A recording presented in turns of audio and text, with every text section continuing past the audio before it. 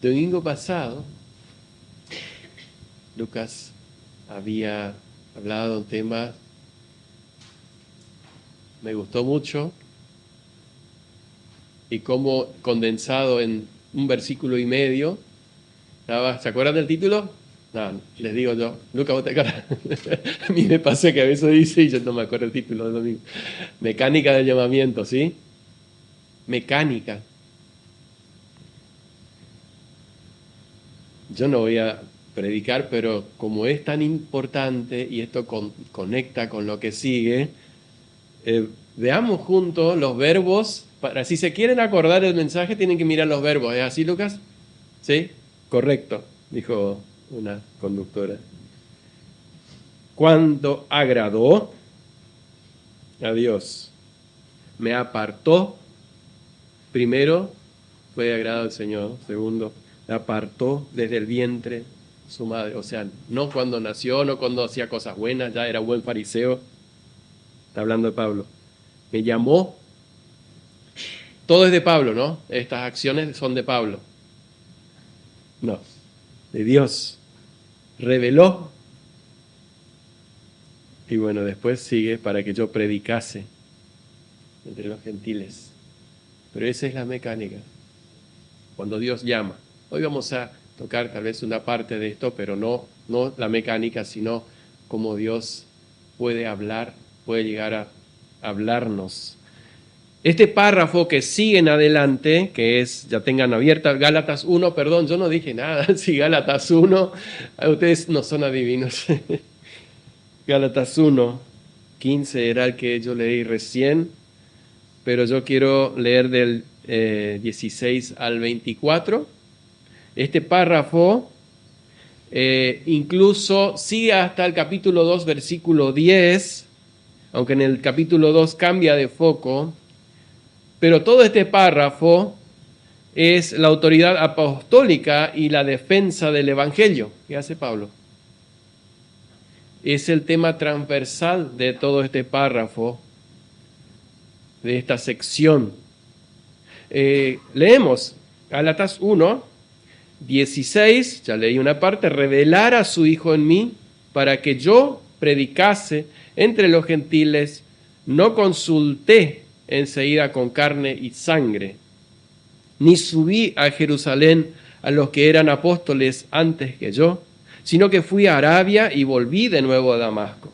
Después, pasado 3 años, subí a Jerusalén para ver a Pedro y permanecí con él 15 días. Pero no vi a ningún otro de los apóstoles, sino a Jacobo, el hermano del Señor. En esto que os escribo, he aquí que delante de Dios no miento. Después fui a las regiones de Siria y de Cilicia, y no era conocido de vista de las iglesias de Judea que eran en Cristo, solamente oían decir, aquel que en otro tiempo nos perseguía, ahora predica la fe que en otro tiempo asolaba, y glorificaban a Dios en mí, y glorificaban a Dios en mí. Señor, entregamos este tiempo, entrego mi meditación en ti, que sean gratos aquellos pensamientos y que tú dirijas cada uno de mis palabras. Ayúdame, Señor, a que me centren en ti y en tu palabra y que sea todo para tu gloria, Señor. Eso es lo que buscamos. En el nombre de Jesús.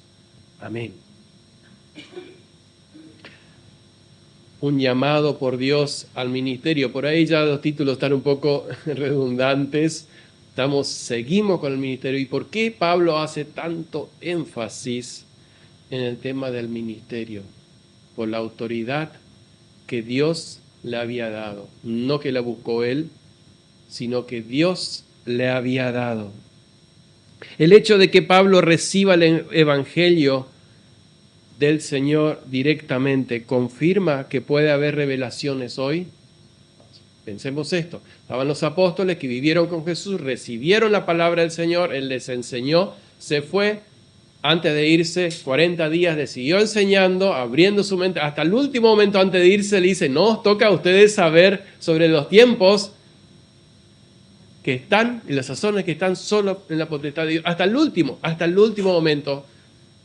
Pero después aparece un tal Pablo diciendo que recibió del Señor una enseñanza, un llamado. Entonces podemos decir, bueno, a través de los siglos siguieron y siguen habiendo hombres llamados por Dios que tienen un evangelio nuevo. No, ya vamos a ver la respuesta a esto.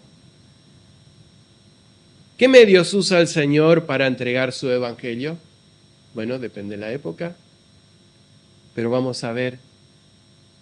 El primer párrafo que tomo es el versículo 16, la segunda parte, y el 17, que es formado por Dios y no por los hombres. Formado por Dios y no por los hombres. Pablo sigue demostrando y defendiendo su llamado. 16b dice que no consulté enseguida con sangre y carne. El llamado de Pablo es claro y es directamente del Señor Jesucristo, resucitado y glorificado. Ya tengamos en cuenta, Cristo ya había sido levantado, estaba en la gloria. Recibió el apostolado directamente del Señor. Apostolado, ¿se acuerdan? Ya lo definimos, enviado. Ese apostolado único que fueron esos 12, si bien hay otros que aparecen como apóstoles en ese momento, incluso algunos entienden que cuando habla acá de Jacobo o Santiago, el hermano del Señor, es un apóstol, pero no en la medida en comisionado como los 12 que fueron únicos, incluyendo a Pablo. Recibió ese apostolado del mismo Señor. Igual que Pedro, ¿se acuerdan? Cuando Pedro, después de esa pesca milagrosa, se cae a los pies de Jesús y dice, apártate de mí porque yo soy hombre pecador, no puedo tener nada contigo. Y el Señor le dice, ven, te voy a hacer pescador de hombre. A Mateo está en su banco de tributos públicos trabajando como cualquiera de nosotros, ¿ah? Están en el taller, con la máquina de coser o lo que tal, y de repente pasa alguien y dice, ven, sígueme. Ustedes seguro, yo seguro que la dejaría todo y me voy, ¿no? No sé si haríamos eso. Pero si va Jesús, Jesús llama. Hay algo que le dice, levántate y anda. Natanael, ese un poco no se habla mucho de Natanael. Y Jesús le dice, he aquí un verdadero israelita. Dice, Señor, ¿de dónde me conoces? Y el Señor dice, antes que... Perdón, estoy mezclando las cosas. Sí, cuando estaba debajo de la higuera, yo te vi. Pero Señor, tú eres el... ¿Qué? No, Señor, voy a averiguar a ver qué pasó. ¿Cómo? Tú eres un adivino. Hoy hablé la palabra adivinan. Ustedes no son adivinos, ¿cierto? Usamos mal esa palabra. Tú eres el Cristo, el Rey de Israel. Natanael, llamado por Dios. Y voy un poco para atrás. Juan el Bautista, llamado desde el vientre, desde antes de la concepción, vientre de su madre. Nazareo, el Antiguo Testamento saben lo que es Nazareo, llamado por Dios. Es llevado al desierto y allí él mismo dice, el que me envió a bautizar, él mismo me dijo, sobre quien veas descender el Espíritu Santo, ese es el Cordero de Dios. Llamado por Dios. Es único, es especial, es tan real que la persona dice, Jehová dice, Jehová me habló, el Señor me envió. Jeremías 1:4 al 6, no lo busquen, pero les comento, ese llamado de Jeremías. Ay Señor, soy muchacho. La palabra que usa ahí es preadolescente. Soy un preadolescente o adolescente. Dice, no digas que eres un muchacho, sino que a donde yo te envíe, irás. Lo que yo te diga vas a decir. Un llamado especial, un llamado que es claro. Pablo tenía ese llamado. Podríamos seguir con Isaías, con otros, pero que quería es volver a recalcar, para que yo predicase entre los gentiles. Para que yo predicase entre los gentiles. Pablo en ese momento dice, no consulté enseguida con carne y sangre, versículo 16, la última parte. Pablo no corre a Jerusalén, no va a Gamaliel, por ejemplo, que era su maestro, y dice, yo recibí una visión de Jesús, ¿qué hago? O va a Pedro y dice, Pedro, tú que estuviste con Jesús, ese que me habló parecía Jesús, no sé, dijo que era Jesús, ¿me decís de qué se trata? ¿Me enseñás un poco? No consulté con carne y sangre. ¿Por qué? Porque él estaba seguro de lo que había recibido, de lo que había visto, fue al Señor. No había duda, no había duda. Pablo no se pone ansioso a averiguar, investigar. No consulta con sangre y carne, no consulta con los hombres. Bueno, podemos decir, bueno, aparece Ananías. ¿Saben la historia?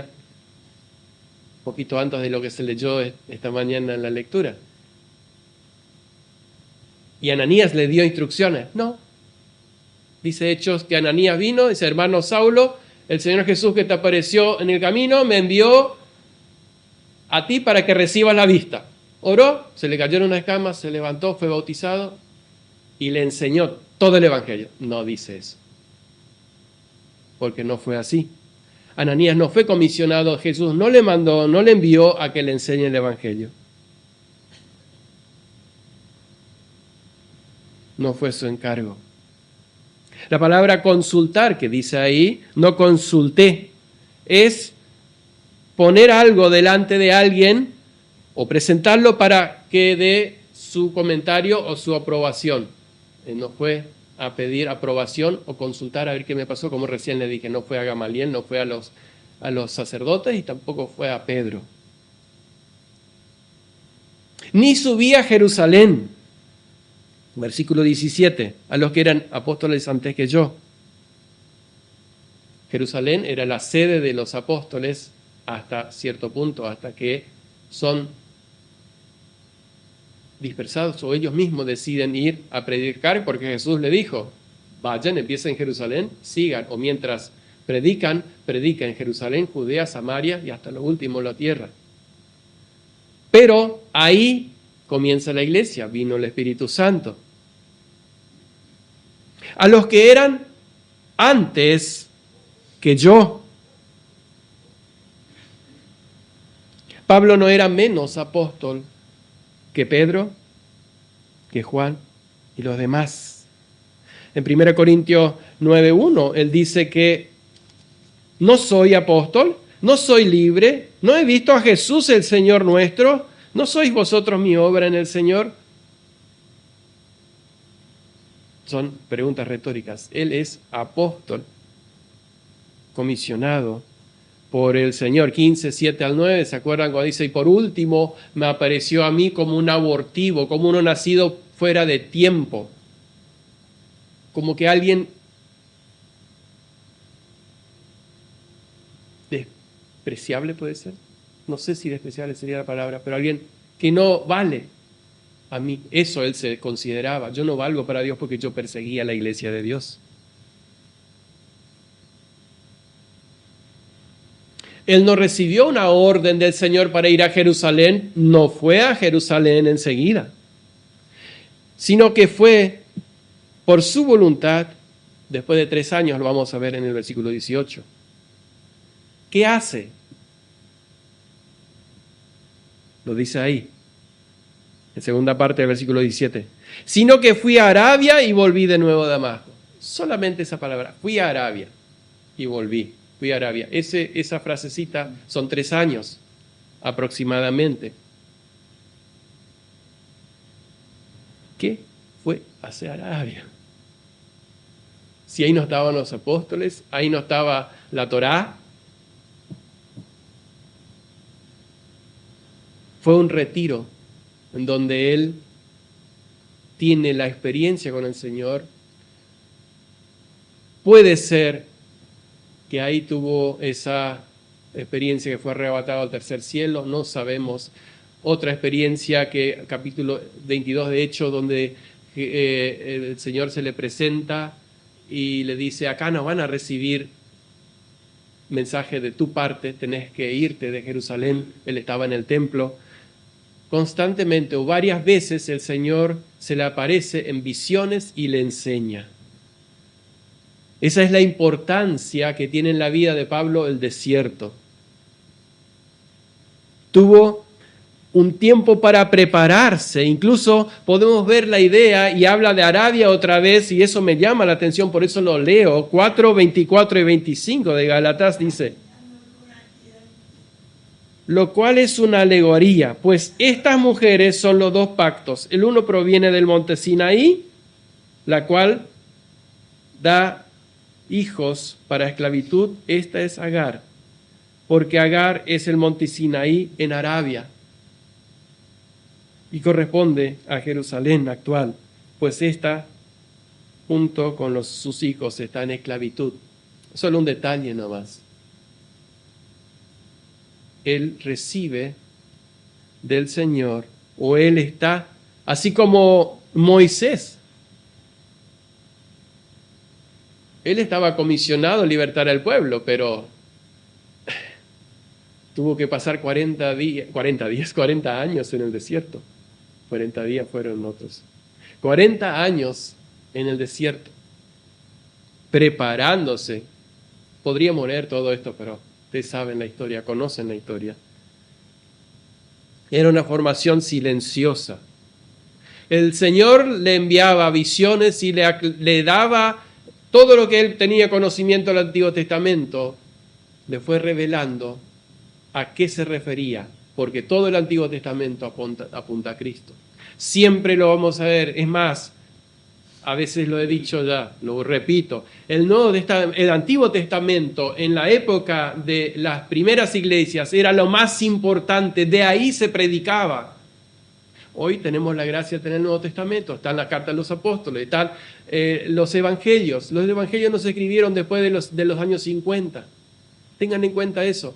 El Antiguo Testamento a veces que es descartado por la iglesia cristiana, hoy descartado no, pero minimizado, es lo más importante porque ahí se muestra al Cristo que iba a venir. Pero él, teniendo esa formación, ahora estaba abierto o preparado, no porque él quería, sino porque Dios lo llevó a ese punto para encontrarse con al que él estaba persiguiendo. Una formación silenciosa, la importancia del desierto. La dependencia del Espíritu, no había carne y sangre. En Arabia no había ningún apóstol. Aunque Bernabé tenía idea de lo que Saulo hacía en ese tiempo o se había enterado, pero Bernabé no estaba en Arabia. Él estaba dependiendo directamente del llamado del Señor y de la enseñanza del Señor. Entonces,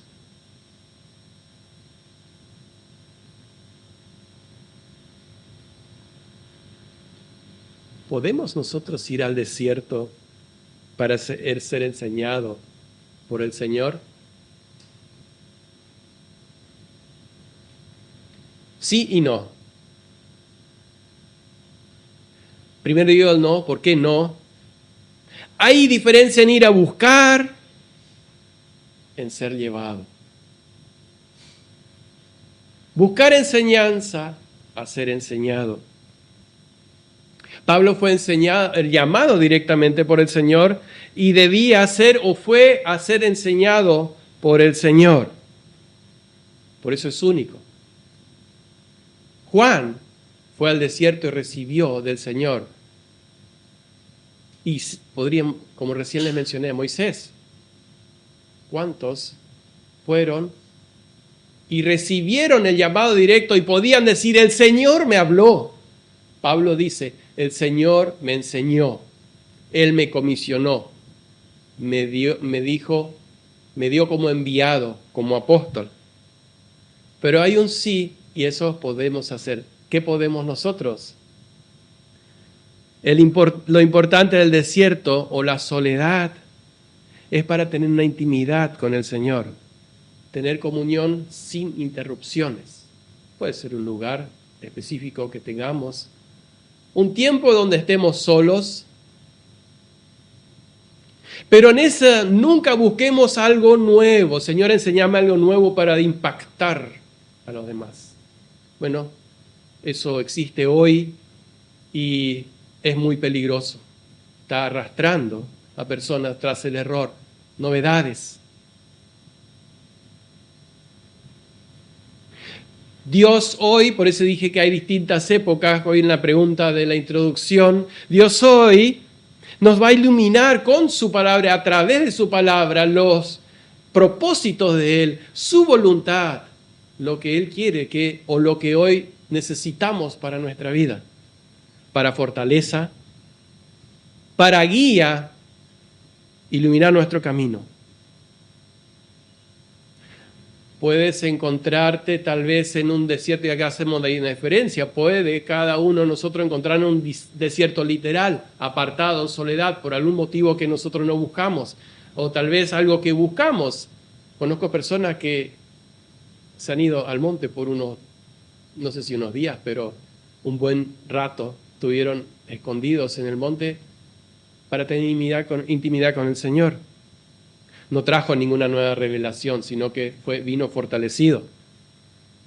Pero puede ser también que el Señor te lleve a un desierto de dolor, a un desierto de una necesidad, a un desierto de un conflicto, o de alguna circunstancia, un problema, una enfermedad. El Señor te está llevando al desierto. ¿Por qué? Porque Él quiere tener intimidad, quiere enseñarte algo.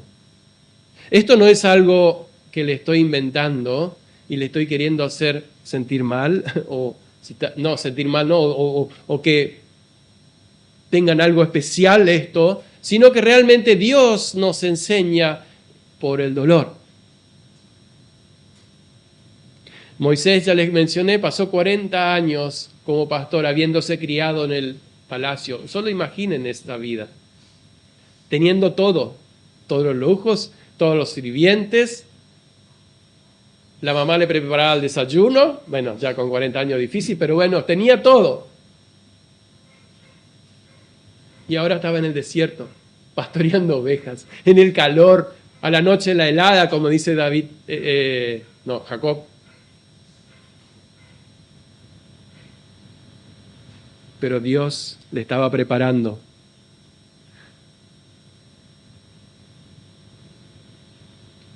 Pero hay uno que tomamos de ejemplo generalmente, que es Job, pasó en el desierto. Bueno, desierto, hasta cierto punto podemos decir, si él estuvo afuera, en la ciudad dice que en el donde está la basura, y ahí se estaba rascando por todo lo que Satanás había infligido en su vida, con permiso del Señor. Y en un momento, me decía esto en el grupo de estudio bíblico, en un momento Job se cansa de sus amigos, de su situación, y dice: Señor, quiero hablar contigo, quiero que me expliques, no lo dice así Señor, sino dice: yo quiero que Dios me explique qué está pasando. ¿Por qué estoy pasando esto? No sé si alguna vez ha pasado eso por su mente. ¿Y saben lo que pasa? O lo que pasó, viene el Señor y le da todos los detalles del por qué, cómo Satanás se le acercó para hablar un día y después cómo también el otro día le vuelve a hablar y pedirle que le darle una enfermedad. ¿Fue así o no? Ninguna explicación el Señor le da.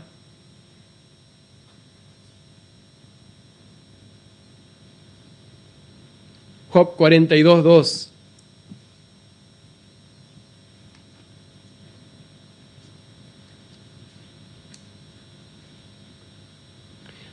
Vamos a leer todo.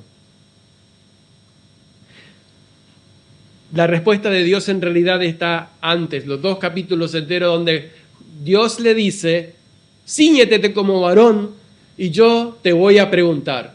No le da ninguna explicación, no van a encontrar una explicación del por qué y lo que Job tanto quería saber. Pero cuando Dios termina con sus preguntas, ¿qué dice Job? Respondió Job a Jehová y dijo, yo conozco que todo lo puedes y que no hay pensamiento que se esconda de ti. ¿Quién es el que oscurece el consejo sin entendimiento? Por tanto, yo hablaba lo que no entendía, cosas demasiado maravillosas para mí que yo no comprendía. Oye, te ruego y hablaré, te preguntaré y tú me enseñarás. Ahí Job estaba en el desierto y Dios le estaba enseñando. Bueno, dije que iba a hablar una partecita aplicando a nuestras vidas. Pablo recibió su apostolado en el desierto. Nosotros tenemos la oportunidad de ir al desierto o de ser llevados al desierto para recibir o tener intimidad con el Señor. Leí una vez que eso ya no sería un problema. Si tu problema te acerca a Dios, no es un problema, es una bendición. Más o menos así. El segundo punto quiero ver esta mañana es el versículo 18 al 24. Hay mucha información de idas y venidas, pero la última parte es también una parte que queremos aplicar a nuestra vida, encontrar para aplicar. Dice, la autenticidad del ministerio apostólico del Pablo, vuelve a reiterar eso la segunda, la tercera, la cuarta vez. Pablo visita Jerusalén, pero no para recibir el Evangelio. Versículo 18, 1:18, Gálatas, después pasado 3 años de su conversión, subí a Jerusalén para ver a Pedro y permanecí con él 15 días, pero no vi a ningún otro de los apóstoles, sino a Jacobo, el hermano del Señor. Él había ido a Arabia, volvió de Arabia, pero volvió a Damasco y seguía predicando. Eso lo dice Lucas, el historiador, en Hechos, el capítulo 9, 20 y tanto. Dice, seguía predicando y confundía hasta que llegó un momento que la confusión se transformó en persecución. Primero era confusión, después se transforma en persecución. Entonces, se va a Jerusalén.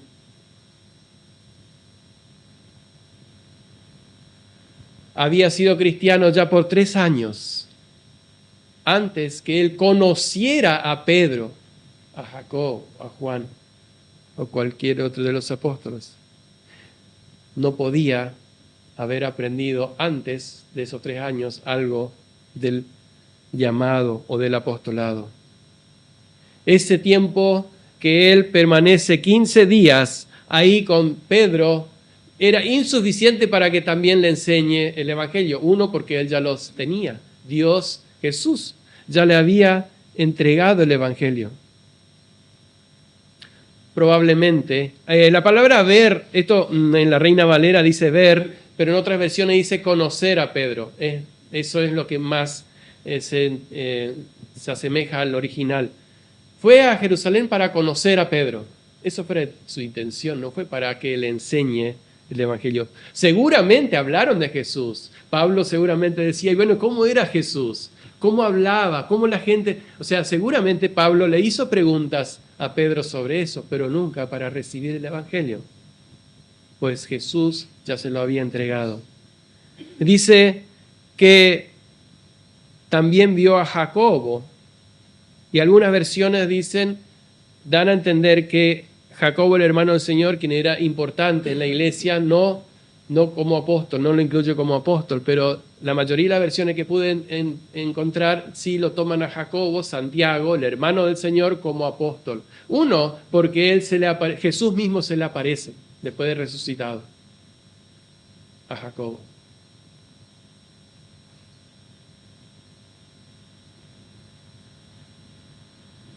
Jacobo era obispo o el principal anciano de la iglesia en Jerusalén. Ejercía autoridad especial allí. Lo vemos en Hechos 15, en otros lugares donde Jacobo toma la palabra y da una instrucción Bernabé, acá no lo menciona, pero cuando vemos en Hechos, Bernabé es el que hace de puente el presentador. Todos se escondían, dice, lo que leyó Lucas esta mañana, dice que todos se escondían de Pablo porque le tenían miedo. De repente va Bernabé y le presenta y le dice, no, él tuvo un cambio. Él no quedó mucho más tiempo ahí en Jerusalén, sino que por una visión, el mismo Pablo lo dice en Hechos 22, 17, 18, dice que recibió estando en el templo, en ayuno de oración, dice, recibí una visión, el Señor me dijo, Saulo, vete de Jerusalén porque acá no van a recibir tu testimonio.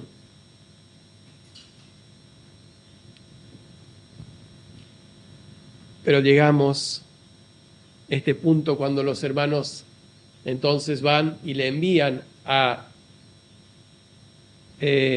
Tarso, a su ciudad natal. ¿Se acuerdan que el endemoniado gadareno Jesús le dice, ve, no vengas conmigo? Él quería ir con Jesús. Jesús le dice, no, ve y cuéntale a los tuyos cuán grandes cosas el Señor ha hecho contigo. Saulo es llevado, o va a los suyos, ahí donde él creció, para predicarle el Evangelio. Qué grandes cosas el Señor había hecho. Por eso, cuando recibimos al Señor, cuando somos salvados por su gracia, el llamado es ir primero a los tuyos y cuéntale cuán grandes cosas ha hecho el Señor contigo. Pero el segundo subpunto acá dentro del ministerio probado y aprobado es la iglesia glorifica a Dios por su transformación. Y eso está en versículo 20 en adelante. Primero él dice que esto, lo que se escribo delante de Dios, no miento. Él no está jurando, él está diciendo, esto es la verdad, así se los cuento. Probablemente los judaizantes habían dicho que él había hecho varios cursos, bueno, no por internet, pero había hecho varios cursos con los apóstoles. Y cada uno le fue enseñando. Recuerdan que Gálatas está siendo escrita a la iglesia de Gálatas, de Galacia, o las iglesias de Galacia, lo vimos en el primer mensaje, y que habían entrado personas que decían, vamos a decir, que no es suficiente Cristo. Usted tiene que circuncidarse, guardar toda la ley. No es solo la fe, no solo Cristo. No sola fe o sola fide. Entonces, Él les escribe para demostrar y para avergonzar a estos judaizantes. Yo no miento delante de Dios, esto es. Todo esto es así. Acá es donde él dice, fui a las regiones de Siria y Cilicia, yo ya me adelanté. Siria y Cilicia es donde fue a Tarso. En Hechos lo leemos que él fue a Tarso para predicar a los suyos lo que el Señor había hecho. Y no era conocido, dice, de vista a las iglesias de Judea que eran en Cristo. No era conocido. Había solamente ido a Jerusalén 15 días, no creo que toda la congregación pudo conocerlo, no lo pudieron ver. Las otras iglesias de Judea que estaban alrededor nunca lo habían visto. No lo conocían por su nombre, sino por lo que él, o por esa definición. Aquel que en otro tiempo nos perseguía, ahora predica la fe que antes asolaba. Ahora, algo que me llama la atención, yo solamente lo quiero resaltar. Dice, no era conocido de vista a las iglesias judías que eran en Cristo. ¿Será que también ya había algunos judaizantes ahí separatistas o separaciones? Porque dice las de en Cristo. No lo sé, no está explicado en ningún lugar, no lo dicen los hechos, así que lo dejamos así. Simplemente lo está afirmando las iglesias en Cristo. Aquel que nos perseguía ahora predica. Esto debe haber sido una refutación totalmente para los judaizantes. Un giro de 180 grados, perseguidor a predicador. Perseguidor a predicador. 1 Timoteo 1:13 dice que habiendo yo sido antes buena persona. No, blasfemo. Yo, que estoy predicando ahora, yo blasfemaba. Dice que él forzaba a hombres y mujeres a blasfemar. O sea que él se incluye como blasfemo. Y ahora es proclamador de la fe. Era más conocido como el que era perseguidor y ahora predica que como Saulo. Alguien decía, Saulo, ¿quién es Saulo? No, el que antes perseguía y ahora predica la misma fe que él perseguía. Ah, sí, ya entendí, ya sé quién es. ¿Y qué es ese evangelio? ¿Cuál es el evangelio que recibe Saulo, Pablo? Él mismo lo dice en Romanos, ustedes seguramente conocen todos estos textos. Romanos 3:10, no hay justo, no hay ningún uno. ¿Alguien se cree justo? No, no existe justo, no hay. Es más, sigue en el 11 en adelante, dice, sepulcro abierto en su garganta.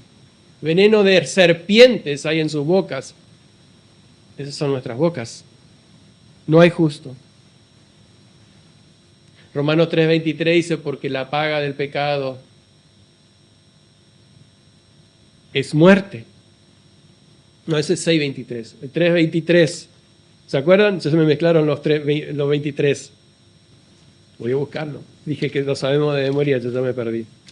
3:23. ¿Cuál es el evangelio? Todos son pecadores, no hay ningún justo. 3:23. Todos pecaron y están destituidos, están echados fuera de la gloria de Dios. No tenemos nada que ver con la gloria de Dios. No nos merecemos nada. ¿Alguien cree que merece algo? Este es el evangelio que predica Pablo. 6:23, porque la paga del pecado es muerte. Ese es nuestro salario. La paga es salario. Mas la dádiva de Dios es vida eterna en Cristo, Señor nuestro. Romanos 5:1. Ahora vuelvo un poquito. Justificados pues por la fe. Ese es el evangelio que ahora él predica. Esto él perseguía y ahora predica. ¿Quién hizo ese milagro? ¿Quién hizo esa obra? Pablo mismo lo reconoce, fue el Señor. Las iglesias lo reconocen, fue el Señor. Glorificaban a Dios.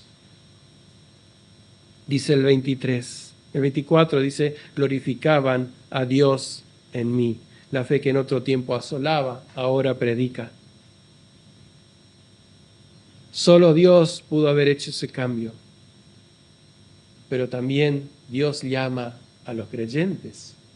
Dios cuando nos salva también espera un cambio. Pedro dice, y a ese quiero leer, ya no voy a confiar más mi memoria hoy. 1 Pedro 2:12.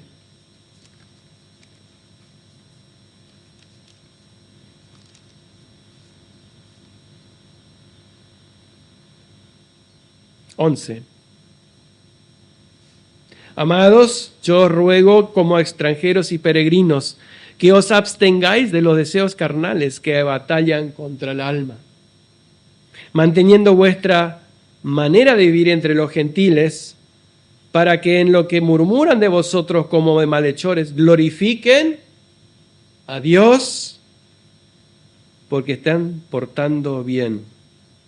Glorifiquen a Dios en el día de su visitación, al considerar vuestras buenas obras.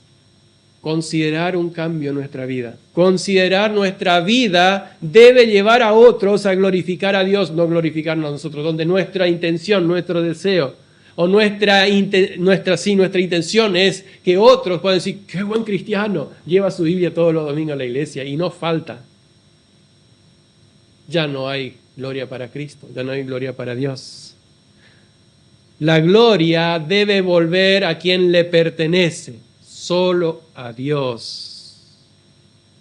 Ese es el fin del ser humano. Hay un catecismo que no me acuerdo, creo que Heidelberg, que dice que ¿cuál es el fin? La pregunta es ¿cuál es el fin del hombre?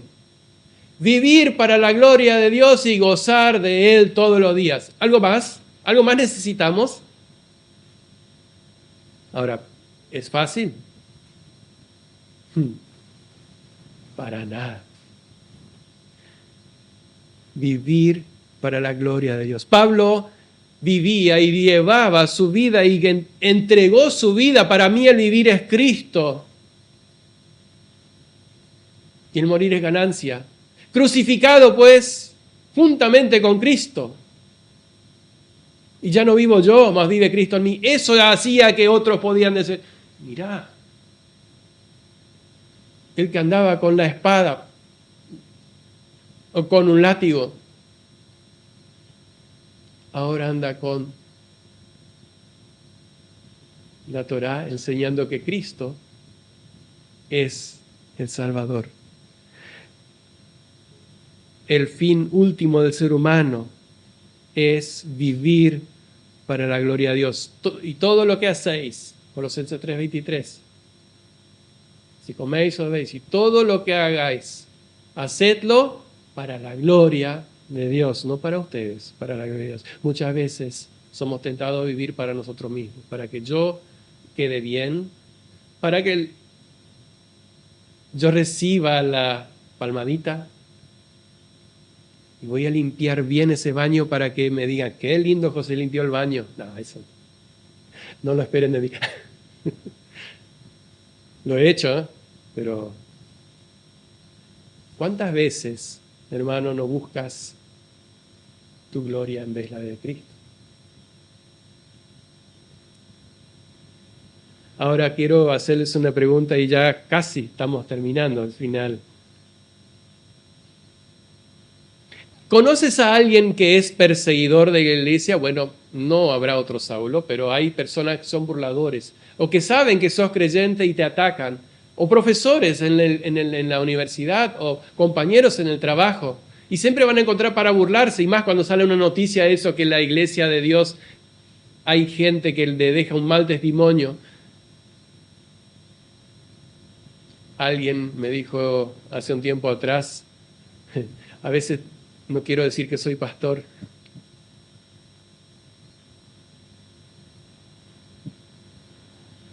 o que soy creyente, por el mal testimonio.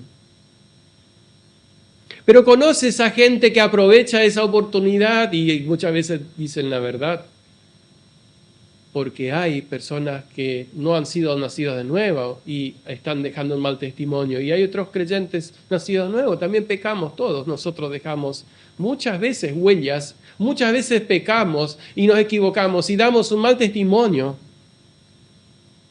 Pero sigo en esa pregunta, ¿conoces a alguien que es blasfemador? Alguien que busca hacerte sentir mal. ¿Has pensado en orar por él? No, ese no. Nunca va a cambiar. Habla de la evolución, siempre busca un versículo y lo da vuelta y va en contra, y va en contra. Ese no voy a orar, total, ya está perdido. Hermanos, Saulo perseguía y fue cambiado por el Señor. ¿Cuánto más? Tenemos historias recientes. George McDowell.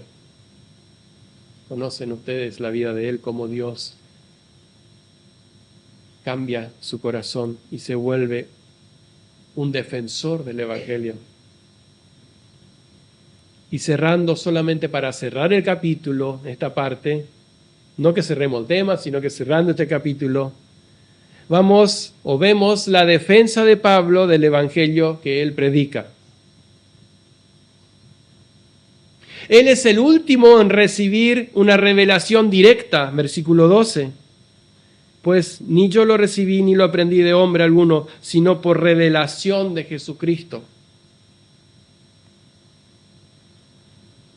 Les mencioné, a mí, y lo buscamos ahora porque hoy no lo buscamos, 1 Corintios 15, 1 Corintios 1 al 3.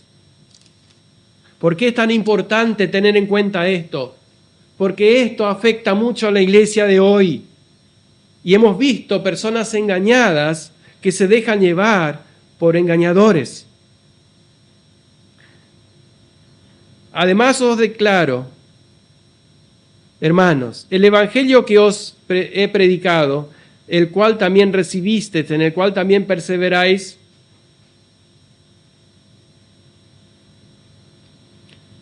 ahora el 7.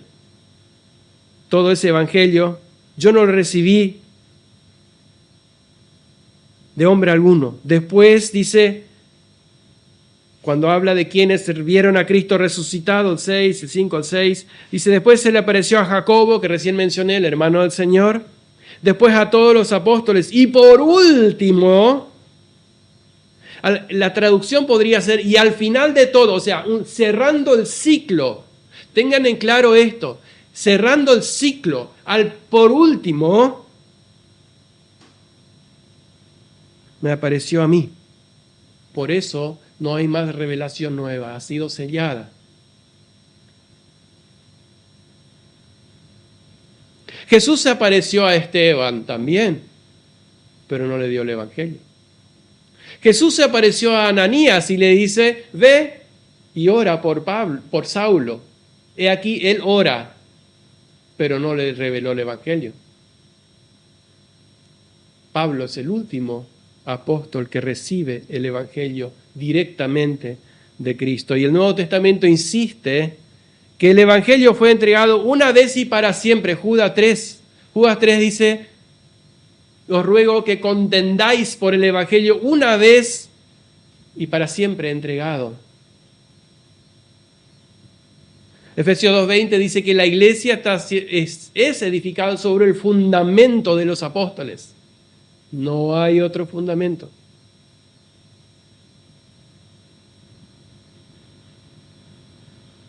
Y como recién vimos, Pablo también dice que él es el último en haber visto a Cristo y recibió de él el evangelio. Como conclusión, Pablo insiste y demuestra que su evangelio es verdadero, su experiencia es válida, no por ser una experiencia, sino porque fue la experiencia del Señor, ya que viene directamente de Dios. Su conversión, el gran cambio de su vida y la aceptación de los apóstoles y el testimonio de la iglesia son el sello de su apostolado. ¿Cómo muestro yo que tengo el evangelio, que tengo a Cristo? ¿Cómo muestras que tienes y vives el evangelio? ¿Qué cambios han visto y ven otros en tu vida? ¿Hay frutos? Que el Señor nos ayude. Oramos. Y si necesitamos ir al desierto, vayamos. Para que el Señor nos vuelva a dar fuerzas.